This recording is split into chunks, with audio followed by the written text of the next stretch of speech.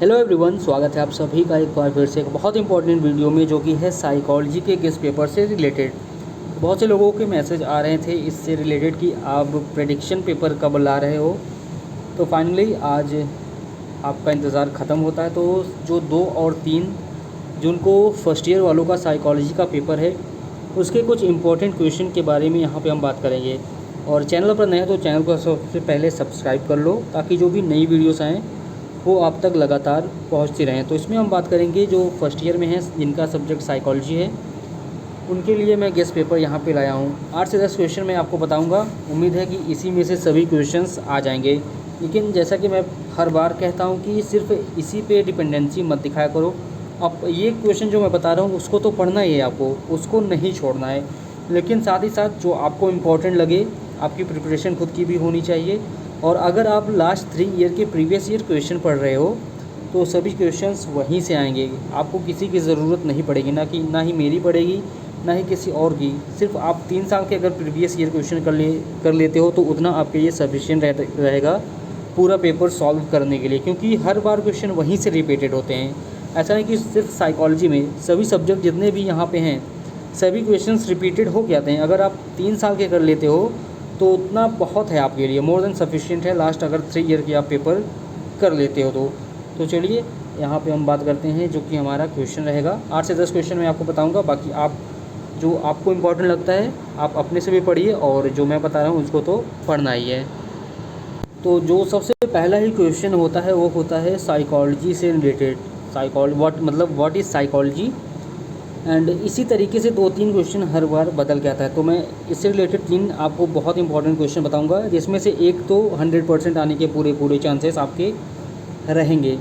तो सबसे पहले तो यही पूछता है व्हाट इज़ साइकोलॉजी। सिंपल यही पूछ लेगा आपसे। और जो बाकी के हैं जो आपसे पूछेगा वो पूछेगा ऑब्जर्वेशनल मेथड इन साइकोलॉजी। ठीक है, ऑब्जर्वेशनल मेथड इन साइकोलॉजी। और उसके बाद आपसे जो पूछता है हर बार, कभी कभी आपसे पूछ लेता है कॉग्निटिव अप्रोच के बारे में। कॉग्निटिव अप्रोच के बारे में भी आपसे पूछ लेगा, cognitive approach of psychology.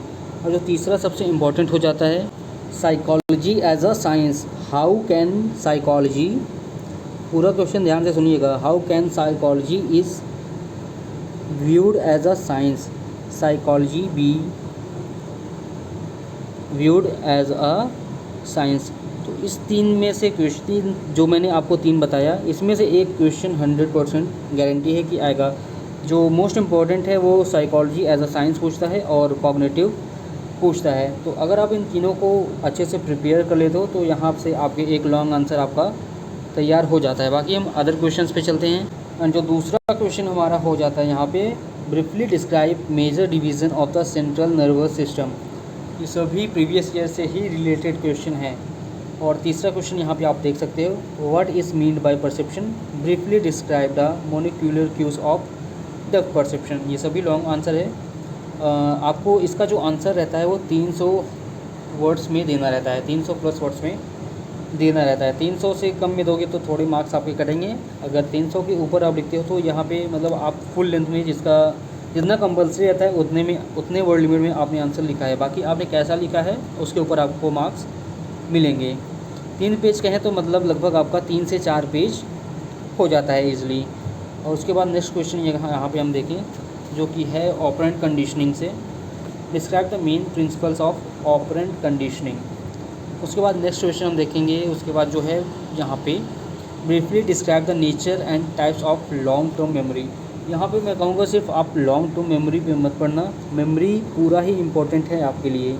Memory, emotion बहुत इंपॉर्टेंट चैप्टर्स हैं। एंड फॉरगेटिंग को भी आप मत भूलिएगा। अगर फॉरगेटिंग को भूल गए तो वहाँ से अच्छे खासे क्वेश्चंस आते हैं। इमोशन, मेमोरी एंड फॉरगेटिंग, ये 3 जो मैं आपको बता रहा हूँ ये तो मस्ट है। अगर आप पढ़ लोगे ना तो ईज़िली पास हो जाओगे, अगर इन 3 लेसन्स को आप 3 चैप्टर्स को आप अच्छे से कवर कर लोगे। 3 टॉपिक्स बहुत इंपॉर्टेंट है आपके लिए। उसके बाद यहाँ पे देखें, describe the levels processing approach of memory with the help of example. यहाँ पे आपको एग्जाम्पल्स भी देना है। जैसा कि मैंने आपको पहले ही बताया कि मेमोरी बहुत इंपॉर्टेंट है आपके लिए। हर बार यहाँ से 1-2 क्वेश्चन आपको देखने को मिलते हैं। उसके बाद नेक्स्ट क्वेश्चन की अगर हम यहाँ पे बात करें, जो नेक्स्ट क्वेश्चन होगा हमारा, यहाँ पे देखिए, describe the nature of achievement motivation. और जो यहाँ पे 8th वाला क्वेश्चन है, compare James Lange and Cannon Bard's theory of emotion. ये दोनों थ्योरीज़ बहुत इंपॉर्टेंट है, इनको आपको मिस नहीं करनी है। और दो एक्स्ट्रा क्वेश्चन मैं आपको बता रहा हूँ जिन पे आपको फोकस करना है। जैसा कि मैंने आपको पहले बताया, forgetting, what is forgetting and causes, इसको आपको बहुत अच्छे से पढ़ना है क्योंकि यहाँ से भी क्वेश्चन आ सकते हैं। एंड एक बात और, जो कि आपका कर्टेल्ड सिलेबस था, उसको मैंने अभी पर्सनली नहीं देखा है। अगर इन केस उसमें से क्वेश्चन है तो आप उस क्वेश्चन को स्किप कर दीजिएगा।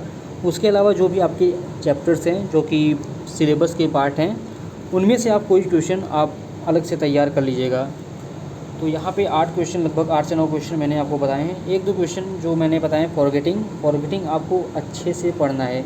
बाकी पेपर 2 जो है, यानी स्टैटिक्स का पेपर आपका, वो शाम तक या कल तक मैं आपको प्रोवाइड करा दूँगा। तब तक के लिए जो क्वेश्चंस मैंने अभी आपको यहाँ पे बताए हैं, उनको अच्छे से प्रिपेयर करो। यही क्वेश्चंस आते हैं बार बार। इतने क्वेश्चंस अगर आप प्रिपेयर कर लोगे तो ईज़िली पास हो जाओगे। एंड जितना आप पढ़ोगे, जो आप इम्पोर्टेंट है आपके लिए 3 साल के प्रीवियस ईयर अगर आपने किया है तो बहुत ही अच्छी बात है। अदरवाइज़ जितना मैंने आपको बताया इतना क्वेश्चन आपको तो करना ही है। तो मिलते हैं नेक्स्ट वीडियो में। तब तक अगर आपने चैनल सब्सक्राइब नहीं किया तो चैनल को सब्सक्राइब कर लो ताकि वीडियो आए आप तक नोटिफिकेशन उसकी पहुंच सके।